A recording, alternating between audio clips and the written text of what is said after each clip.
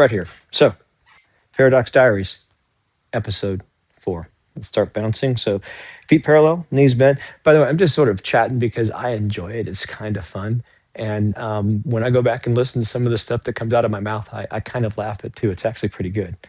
And that's just basically what I've done is I've taken time to improve the health of my parasympathetic nervous system with my HRV. And that's a sidebar. I'm going to go into a little subspace for a second. So normally my process includes HRV measurement. I'm going to check something out. Chest wants to go outside.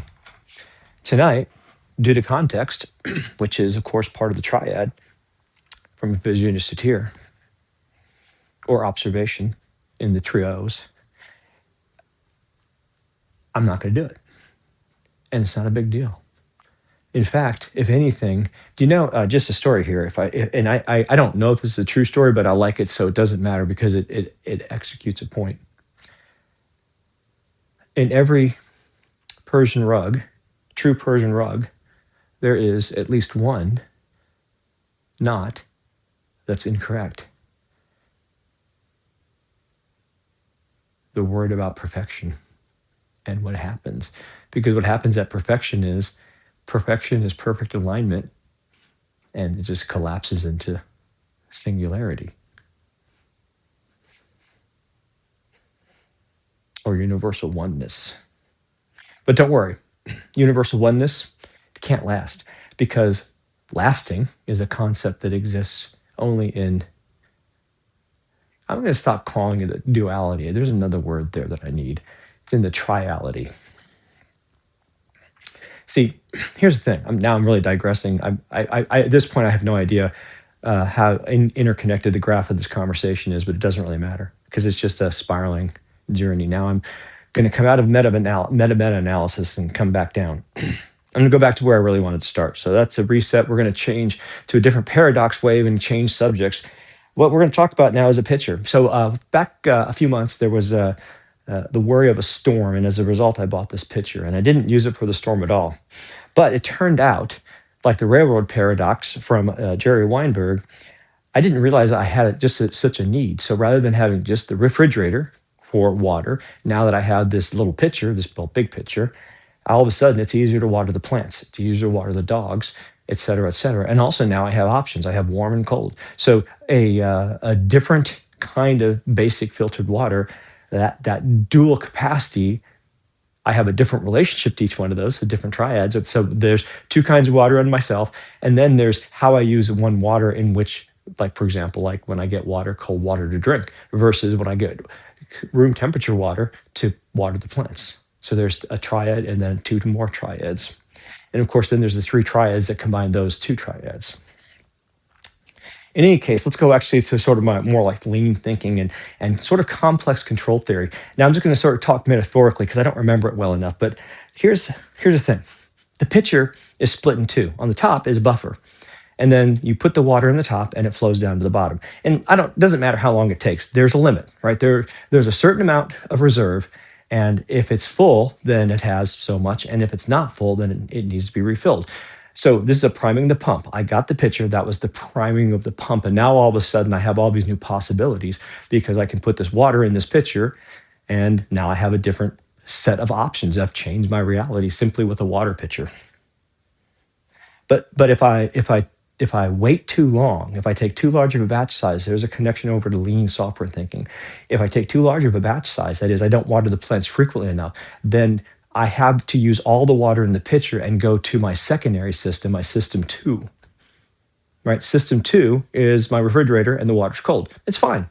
And if I had to, I'd go to system 3, which is the tap water, but it has a little too much chlorine. But in a pinch, I'm going to do it. It's just I've got 2 levels before the tap water for my plants. So if I would reduce my batch size, then I would never lose the batch of the water. And the water, it is in a sense muda, it's waste, but it's a necessary waste due to transaction cost because of the time it takes to transfer the goods from the water pitcher into the top reserve and then the transfer of the top reserve down and so on. But I'm going into lean too much. I wanted to go and talk about more control theory. So imagine I grab some water and I take it. Now, if there's the reserve is full, that's great. As long as the reserve is full or nearly full, then I'll let it go. But at some point, I need to put water back in. So as part of my overall flow, I need to keep adding water to keep that pump primed so that I can keep getting fresh water. And I can only do that so much because of the reserve of the tank. So there's a limiting factor there. I have a near infinite reserve by comparison, but it doesn't run as fast. And also it's cold. It has an unnecessary characteristic. So that's unnecessary waste, but it's overgeneralization is the problem. So let's see. I think I'm going to stop right there. That's enough on that. Basically, what I'm saying is water your plants more often so you don't run out of your filtered water. And that's really actually all I said.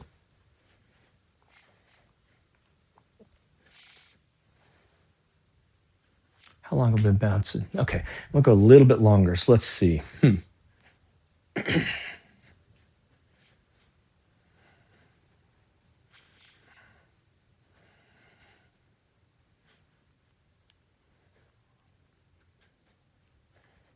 So last night I was talking about.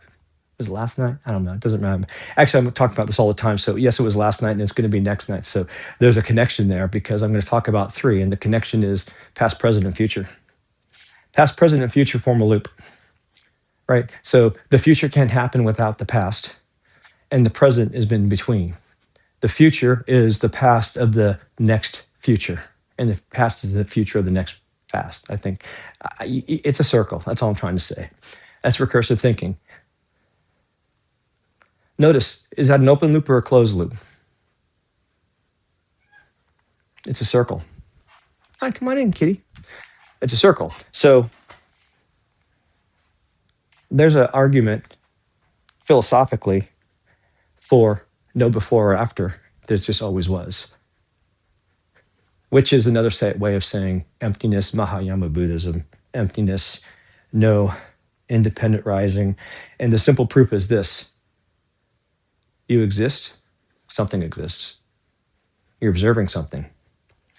So long as it's not observed, you can't demonstrate that it exists. It's hypothetical. So, but as soon as you say it doesn't exist, and you notice it, so when you go from I don't know to I don't know, all of a sudden, it immediately becomes part of a larger whole. It's infinite regress. And actually, once it becomes part of a larger whole, you can then go even deeper into that thing itself to get more and more information about it. So the infinite regress goes from I don't know, complete non-distinction, non-delineation, to I don't know. So there's something, I don't know what it was. And here's an example. When I started yoga, I did all body work. Now, I actually had visceral issues in my tissues releases, but I just sort of said, well, I've got just some tightness and it's just relaxing me, that kind of thing, whatever. And at that time, that was what I was able to figure out. And then I just flat out denied the whole energy thing. And then eventually, 15 years later or something like that, I finally was like, okay, you know what? I don't know. I just don't know. Other people are having these experiences. Those experiences are doing something for them. It's doing something useful. So you know what? It exists. I don't have any connection to it, but it exists. So that is me going from I don't know to I don't know. So now I'm just like, oh, well, wait. All right, there's something. Don't know what it is, but there's something. That's an infinite change from complete unawareness to awareness to possibility. And now it's a matter of figuring out the shapes necessary to break up the new sub-universe of information into pieces. And really, if you think about that, and you think about the mapping of brain and the nodes in the brain and the growth of neurons and the roughly 1,000 or so connections per neurons, and then on top of that, the astrocytic cells. If you consider all that, it's kind of all the same structure over and over and over again. So if you look at the mycelia of mushrooms, it's a brain. Now, if you look at our brain, it looks about the same. The mechanisms and the growth patterns are the same. So I would argue that the extent to which you are able to rise above and aware your environment, you have some level of awareness. Mushrooms have awareness. By the way, the brain itself has awareness. And here's an example of that. I don't remember what it's called. But there's an ability of the system one the actually I don't use I'm trying to get off that terminology of the implicit system. Here's the thing. I want to describe the brain. I only need three things: observer, observed, observation. Now I could use more, but I don't need that. As long as I have that triad, I can give a reasonable baseline metaphor. And then if you're interested, you can learn more. So anyway, the structure of the brain is the same. And guess what? The brain is constantly processing signals. And as a result, it needs to be able to process itself to make sure it's stable. And over time, the brain becomes aware of itself. It knows its structure. So the brain is actually self-aware before you are. And once the brain becomes self-aware, you can start to calm yourself down through this activity, for example, and other activities. You can increase your heart rate. And as you reduce the base stretching of your body, or sorry, the base tightness of your body, and you get yourself into parasympathetic and you balance your body back down, what happens is inflammation goes down. All the noise in your body, by noise, I just mean the necessary, the need to spend energy to send information all over the place, information, food, protein, whatever, micronutrients, macronutrients, all those things reduce as your body is able to simplify. And what that means is those signals become louder. So in the act of doing this, you're repairing the system so that it can repair itself.